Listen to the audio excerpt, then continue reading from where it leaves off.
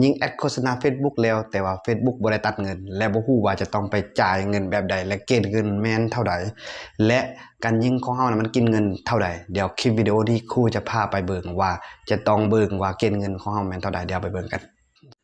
ก่อนอื่นให้มีแอปตัวนี้สำหรับผู้ใดที่ยังบ่ทันมีแม่นให้ไปโหลดก่อนก็ได้เนาะซึ่งว่าเป็นแอปตัวจัดการโฆษณาหรือว่าเขียนว่า Ad Manager เนาะคลิกเข้าไปหลังจากที่เราคลิกเข้าไปเราจะเห็นแคมเปญที่เรายิงเนาะก็คือชุดโฆษณาที่เรายิงตัวนี้เนาะสำหรับผู้ใดที่มีบัญชีโฆษณาให้เราคลิกนี่เลือกบัญชีโฆษณาที่เรายิงเลยก็ได้เนาะเนี่ยมันจะมีบัญชีโฆษณาทั้งหมดที่เรายิงอยู่เนาะก็คือตอนนี้ของคู่แล้วมันมีตัวนี้กับตัวนี้ที่ว่าใช้งานอยู่เนาะสมมุติว่าคู่จะคลิกไปตัวนี้ก็ได้คลิกไปตัวนี้ก็จะเห็นแคมเปญที่เรายิงคือกันเนาะมันมีเวลาจะไปเบิ่งเกณฑ์เงินของเราว่าเกณฑ์เงินของเรามันตัดเงินเท่าใดมันไปที่การตั้งค่าเนาะแล้วเลือกไปที่การชำระเงินหลังจากนั้นเราจะเห็นเลยว่าตอนนี้เฮาค้างเงินเท่าไหร่เนาะคือตอนนี้ค้างอยู่17เหรียญแต่ว่าเกณฑ์เงินของเฮาก็คือ55เหรียญเมื่อตัวนี้เนาะแลนไม่ฮอด55เหรียญตัวนี้มันก็จะตัดเนาะอัตโนมัติแต่ถ้ามันตัดอัตโนมัติบ่ได้ก็ถือว่ามันจะบ่แลนแต่ถ้าว่าผู้ใดอยากจะกดชำระก่อนก็ได้เนาะกดชำระเลยนี่ก็ได้เนาะแต่ว่าก่อนที่จะชำระให้เปิดบัตรก่อนเนาะเปิดบัตรผู้ใดที่ว่าใช้มาสเตอร์การ์ดเนาะก็ให้เปิดบัตรก่อนและเติมเงินเข้าและนอกจากนั้นยังมีวันที่เนาะก็คือวันที่10เนาะทุกๆวันที่10ของเดือนถัดไป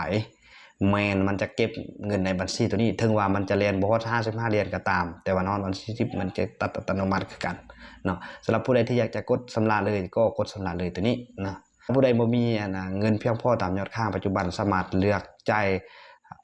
เพียงครึ่งนึงก็ได้อย่างเช่นครูจอยจะจ่ายก่อน10เหรียญเนาะแล้วครูจอยกดถัดไปเนาะแล้วกดถัดไปเนาะกดถัดไปปั๊บเนาะมันจะถามว่าตอนนี้มันมี17เหรียญเนาะที่ว่าค้างแต่ว่าเขาจ่ายไป10แต่ยัง7เหรียญไปถ้าก็ยืนยันก็แสดงว่าเขาจะชำระแต่ว่าตอนนี้ครูจอยบ่ชำระเนื่องจากว่าบัตรเขายังบ่ทันเปิดเนาะแล้วเขาจะไปเปิดบัตรได้แนวใดก็คือเขาต้องเข้าไป PTB PC1 เนาะ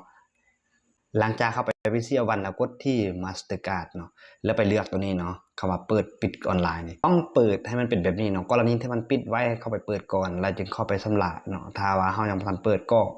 เฮาชำระอยู่พุ่นบ่ได้เนี่ยและที่สำคัญก็คือเอาเบิ่งเงินเนาะเฮาจะเบิ่งเงินอยู่ที่นี่ว่าเงินเฮามีเท่าใดเนาะตอนนี้ก็คือ 0.75 เหรียญนี่ก็แสดงว่าเมื่อกี้เฮาจะชำระ10เหรียญแสดงว่าบ่ได้เนาะเฮาต้องเติมเงินเข้าวิธีเติมเงินเข้าเนาะให้คลิกไปที่มาสเตอร์การ์ดแล้วเลือกเข้ามาเติมเงินนี่เนาะกดนี้แล้วให้เลือกไปที่ตัวนี้สมมุติว่าผู้ใดจะเติม10เหรียญก็คลิกเลข10เข้าไปเนาะแล้วกดต่อไปเลยฮอดขั้นตอนนี้แล้วมันก็กดชำระเลยมันก็จะตัดบัตรตัดเงินในที่บัญชีของเฮา173,580 กิฟต์นะแต่ว่าตอนนี้ครูจอยบ่ได้ชำระเนาะก็คือบ่ได้ชำระปาไว้นี่ก่อนแล้วเมื่อได้มีว่าชำระเนาะสำหรับนี่ก็เป็นการเบิกเกณฑ์เงินหรือว่าการเบิกการชำระเงินผ่านมือถือเกณฑ์เงินของเฮาแม่นเท่าใดและเวลาใดที่มันจะตัดเงินกับเฮาเนาะเพราะฉะนั้นนี่เป็นวิธีที่เอาเบิกในเบื้องต้นแล้วพบกันใหม่ในคลิปต่อๆไปขอขอบใจ